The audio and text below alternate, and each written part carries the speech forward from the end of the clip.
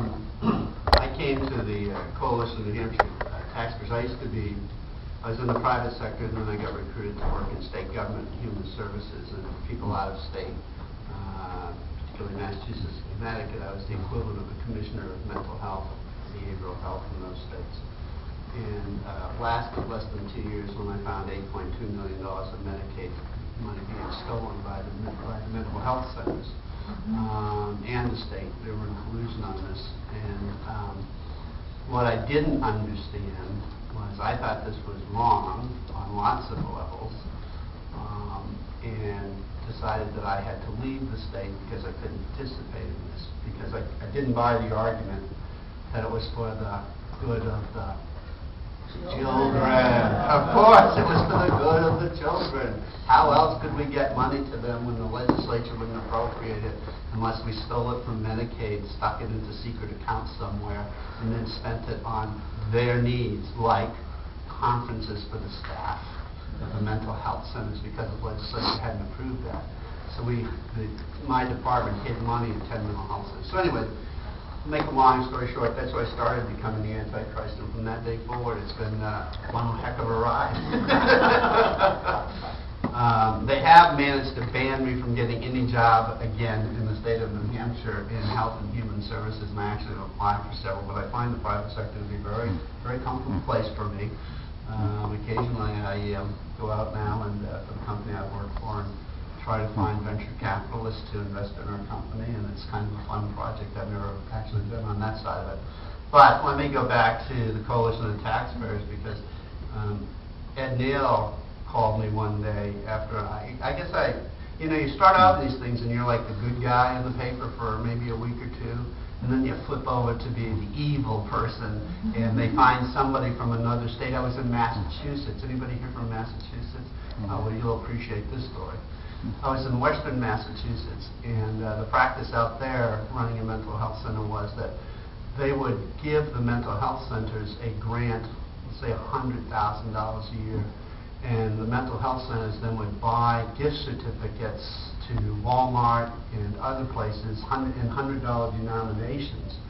And then the state mental health person actually shows up at your door and says, I need 10 of those certificates, $1,000 for the children who can't get services, who can't buy, if they only have this or that. And so we'd hand it over, literally. I mean, I know this sounds absurd, but it's not. We handed over thousands of dollars with no record of where it went. That's when I started being the Antichrist. So I actually called the Commissioner of Mental Health in Massachusetts, who I had known for years, and said to her, I don't want to be an ass about this, but this seems to me to have a lot of problems associated with it. One of which is, how do we ever know that those ever get to people who need it? Even if you thought that was a good idea, how do you know it gets to the people who need it? She said, they tell us that they deliver it. I thought, well, there's a foolproof measure to make sure that there's no misappropriations. So I said, either we need to fix this or I can't participate in this. And if I can't participate in this, I feel so strongly about it that I'll probably show up on the Howie Carr show or somewhere telling people what this is all about. It was fixed like that, and then of course my life was made miserable, and that's when I came to New Hampshire to fix the problem here, and then my life was made miserable when I fixed that problem. Now I'm in Bow, and Ed Neal calls me up and said, you're just the type of guy we need at the New Hampshire Coalition. Come on down. So we talked for a while, and I got involved, and it's a very different organization than what I had originally thought. Gardner's absolutely correct. It really does focus on local government, and there's a good reason for that in New Hampshire. That's where the money is. I mean, that truly is where the taxpayers' dollars are. As you know, most of you know, probably everyone in this room knows, we don't have an income tax. We don't have a sales tax, property tax, and business tax, and a few others, but property tax is the key component, and that hits home. That hits everyone's home. And so I joined the coalition and started to find out, get nosy about what's going on in my town. And that was a real mistake on lots of levels. But so anyway, I tell you the punchline before I tell you the rest of the story. The punchline is that someone said to me, you're never going to get reelected if you keep going like this. And I said, I actually don't care. And he said, well, what do you mean? What did you run for?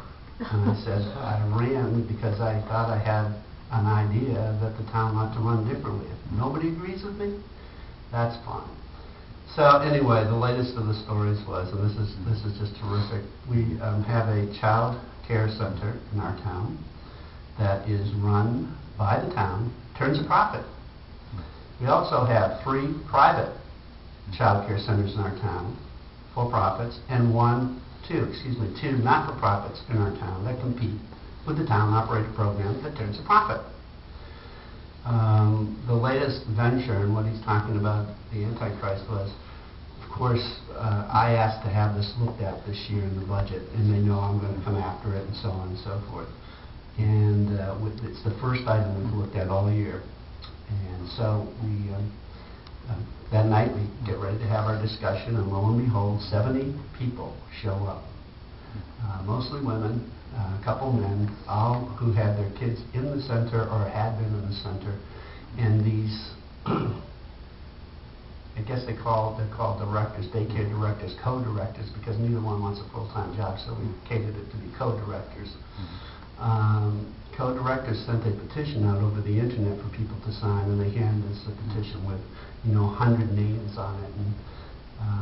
And I'm trying to ask a question about, well, listen, I understand you're all fearful that the program is not valued. Trust me, I value the program. That's not the issue. The issue is, should this program be government operated?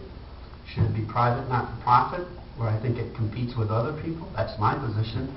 Or should it be in the school department, where at least if we did this, they could use the high school kids as training people in the program itself, and it might be a win-win there. Nobody answered a single question about that. In fact, every single person there actually ended up just about booing me when I would ask those questions, because they got up and read their little speeches about, but I love the daycare program. Where would I be without the daycare program? These people are wonderful people. Why are you doing this to these wonderful God, chosen people? And then the ultimate insult for me was that they had 3 children come up. When I say children, I'm talking 6, 7, 8-year-olds with 3x5 file cards. And they happened to be minority children. Now, if you know anything about Bow, they had to be the only minority people in the town of Bow, I swear to God. And they read from cards about, how they love their teachers and how without them this would have been a tough transition to, the elementary school and so